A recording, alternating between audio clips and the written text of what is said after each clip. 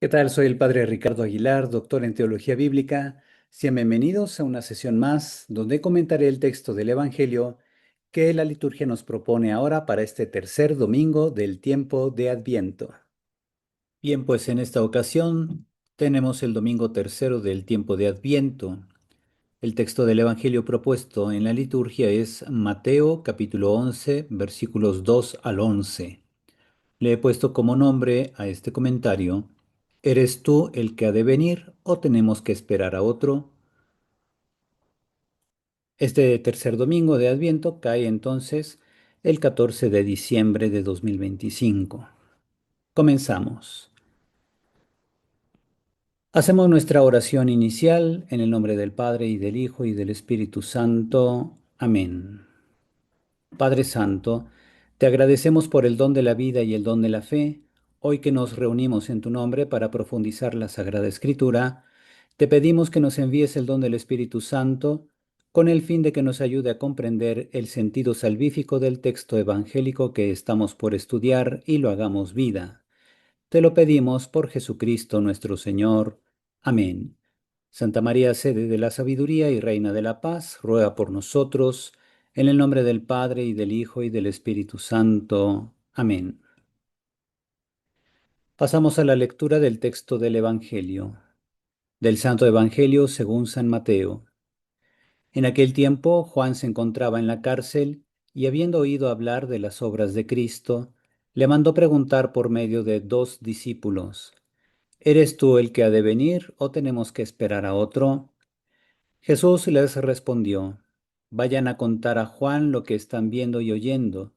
Los ciegos ven, los cojos andan, los leprosos quedan limpios de la lepra, los sordos oyen, los muertos resucitan y a los pobres se les anuncia el Evangelio. Dichoso aquel que no se sienta defraudado por mí. Cuando se fueron los discípulos, Jesús se puso a hablar a la gente acerca de Juan. ¿Qué fueron ustedes a ver en el desierto? ¿Una caña sacudida por el viento? No. Pues entonces, ¿qué fueron a ver? ¿A un hombre lujosamente vestido?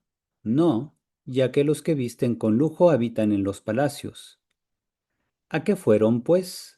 ¿A ver a un profeta? ¿A ver a un profeta?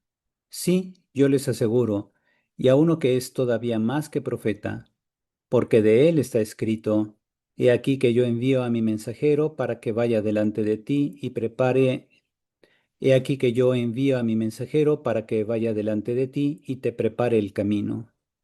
Yo les aseguro que no ha surgido entre los hijos de una mujer ninguno más grande que Juan el Bautista. Sin embargo, el más pequeño en el reino de los cielos es todavía más grande que él. Palabra del Señor. Gloria a ti, Señor Jesús. Si les gusta este tipo de contenido, denle like al video, suscríbanse al canal y activen la campanita de notificaciones para que YouTube les mande un aviso cada vez que yo suba un nuevo comentario a la palabra de Dios. Y ahora vamos a continuar. Procedo ahora a explicar algunos matices del texto griego, idioma en que originalmente Mateo escribió su evangelio. Tenemos en el versículo 2: según la versión de nuestro leccionario, Juan envió a dos de sus discípulos a preguntar a Jesús, siguiendo una tradición de copias manuscritas que reportan la lectura Pemsas duo ton maceton autou, que significa que envió dos de sus discípulos. Sin embargo, la lectura reportada por los manuscritos más antiguos dice Pemsas dia ton maceton autou, que significa que Juan mandó preguntar por medio de sus discípulos. La opinión de los especialistas se divide entre, primero, quienes consideran que puede ser error del copista que puso dos, es decir, dúo, en lugar de mediante, día.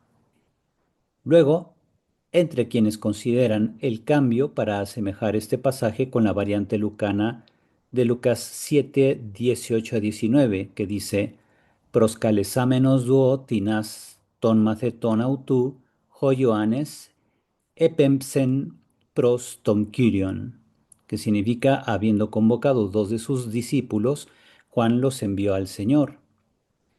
Y quienes creen que la versión mateana con dúo simplemente fue deliberada para mejorar la gramática del griego del texto original que tenía dia.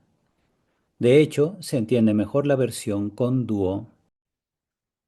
Luego en el versículo 3, la pregunta formulada por el Bautista y planteada a Jesús a través de algunos discípulos, si eijo erjómenos e heteron prosocomen, que significa, ¿eres tú el que viene o a otro esperamos? Implica que Juan esperaba un Mesías con una misión diferente a lo que le informan sobre Jesús. En el judaísmo anterior al cristianismo existían múltiples modelos mesiánicos: un Mesías davídico, uno sacerdotal de la línea de Aarón, uno de Efraín o de José, un Mesías de carácter angélico, o incluso una figura colectiva como el mismo pueblo de Israel.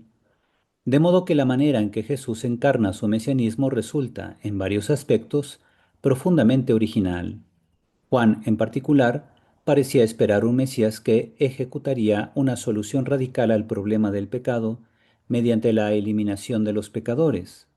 Por ello, las obras de Jesús no correspondían plenamente a sus expectativas. La respuesta de Jesús que tenemos en los versículos 4 al 6 y aquí en morado, parte de textos de Isaías que evocan 5 signos ya narrados por Mateo. Los ciegos ven, los cojos o paralíticos caminan, los leprosos son purificados, los sordos oyen y los muertos resucitan. Todo ello culmina en la evangelización de los pobres. Por ejemplo, en Mateo 5:3 tenemos ese pasaje de las bienaventuranzas, entre otros pasajes. La respuesta concluye con una bienaventuranza que parece insinuar el escándalo que implica aceptar a un Mesías como Jesús y no otro. Por ejemplo, en el versículo 3, de los que muchos esperaban. Así, Jesús esboza un mesianismo profético no centrado en una transformación social o política, sino en una liberación espiritual. La afirmación "los muertos resucitan" en el versículo 5 no proviene de Isaías 61:1, del cual Mateo toma también la idea de que a los pobres se les anuncia la buena noticia. Pudiera ser una referencia a resurrecciones en otros relatos bíblicos, como los vinculados a Elías y Eliseo. En el versículo 10 se usa la expresión envío mi ángel, apostelo ton angelon mu. Si bien la frase puede entenderse como mi mensajero, dado que ángelos en algunos pasajes de la Septuaginta tiene este sentido, la primera parte proviene de Éxodo 23:20, donde se describe al ángel de Dios que protege a Israel y lo guía hacia la tierra prometida. La segunda parte de la cita no corresponde a texto bíblico alguno, aunque evoca a Malaquías 3:1, traducido a sentido por Mateo, probablemente siguiendo una tradición judía que ya vinculaba el pasaje de Malaquías con el de Éxodo. La expresión delante de ti, es decir, envió mi mensajero o mi ángel delante de ti, se usa la expresión prosopusú, es un semitismo. Delante de tu rostro es lo que significa literalmente. Tenemos, por ejemplo, la nota del lado izquierdo, Éxodo 23:20 en la Septuaginta comienza así: Idú ego apostelo ton angelon mu pro prosopusú, que significa, he aquí que yo envío mi ángel o mi mensajero delante de tu rostro, basado en el texto hebreo que tenemos reportado, por ejemplo, en el texto masorético que dice, Hine anoji sholeach malach livneja, que significa exactamente eso. Hine, he aquí, anoji, que yo, sholeach, envío, malach, mensajero o ángel, livneja, delante de tu rostro.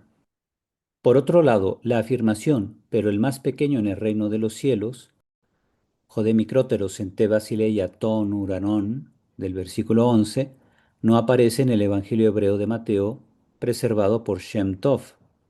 Sin embargo, indica la devoción hacia Juan que tenían algunos grupos relacionados con Apolo según Hechos de los Apóstoles, capítulos 18 y 19, especialmente en 18-25. Ahora paso a explicar el contexto teológico literario. Los capítulos 11 y 12 de Mateo, situados entre el discurso misionero y el discurso parabólico, aunque de carácter narrativo, contienen numerosas palabras de Jesús. La narración avanza sobre todo a través de la dialéctica entre Jesús y diversos grupos de Israel en torno a su identidad y a su modo de actuar. La sección completa, de 11.2 hasta 12.50, puede dividirse según correspondencias formales y temáticas. Otra lectura estructural divide estos capítulos en tres ciclos que repiten el mismo esquema: incredulidad, nuevo rechazo y acogida. La incredulidad aparece en la embajada del Bautista desde nuestro pasaje hasta el versículo 19, en la disputa sobre el sábado, por ejemplo en 12:1 al 8, y en la acusación de actuar por medio de un demonio, en 12:22-37. Se repite en los ayes o lamentaciones contra las ciudades incrédulas, reportados en 11:20-24, en la curación en sábado, en 12:9-14, y en la evocación de Jonás junto al dicho sobre el espíritu impuro, en 12:38-45. Cada bloque de rechazo concluye con la acogida, la de los sencillos a quienes se revela el reino, en 11:25-30, la del Hijo siervo elegido por Dios, en 12:15-21, y la de la verdadera familia de Jesús, en 12:46-50. En el centro se encuentra la larga cita isaíana, que cumple una función retrospectiva y anticipatoria dentro del Evangelio. Jesús, Mesías, Hijo y Siervo.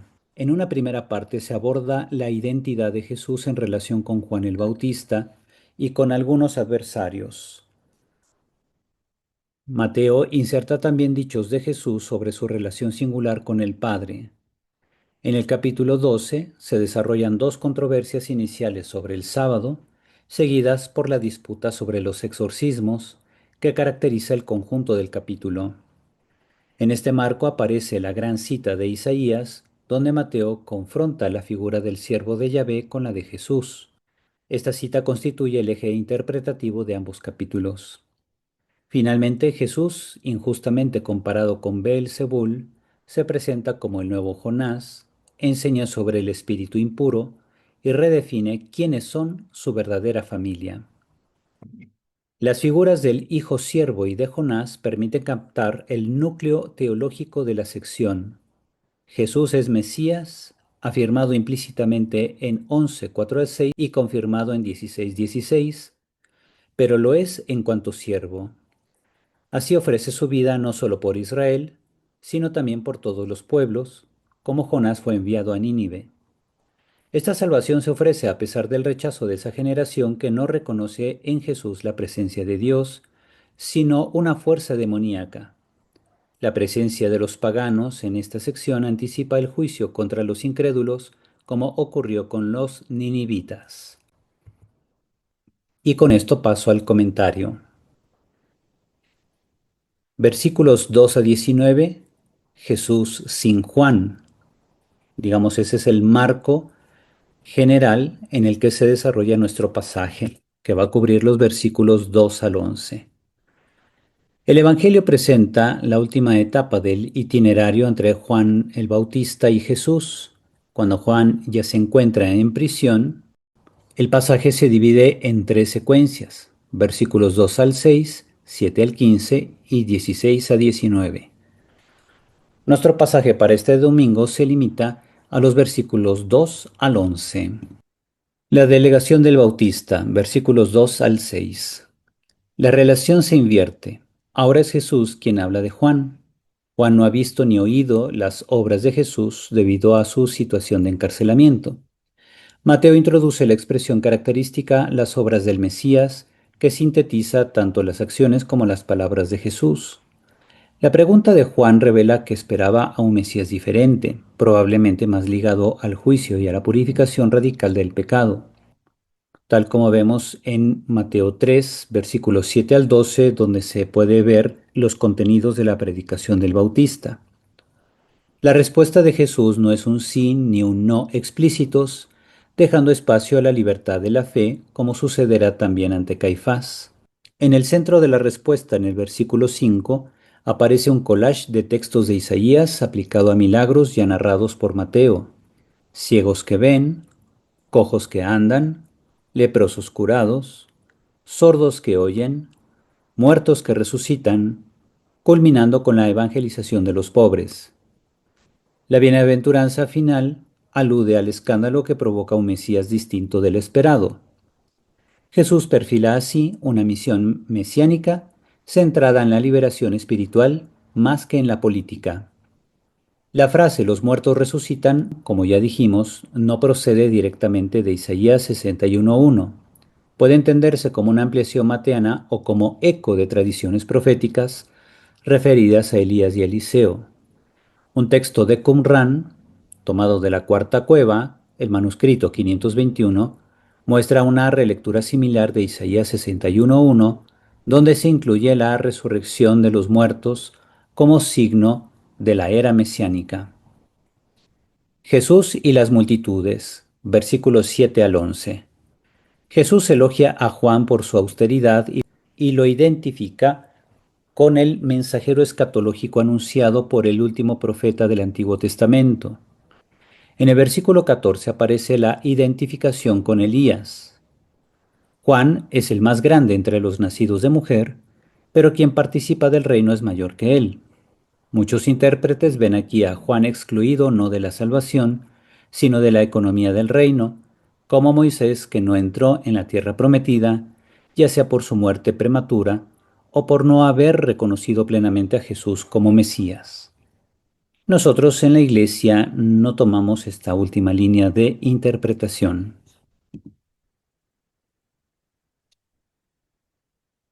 Con esto paso a las enseñanzas para la vida.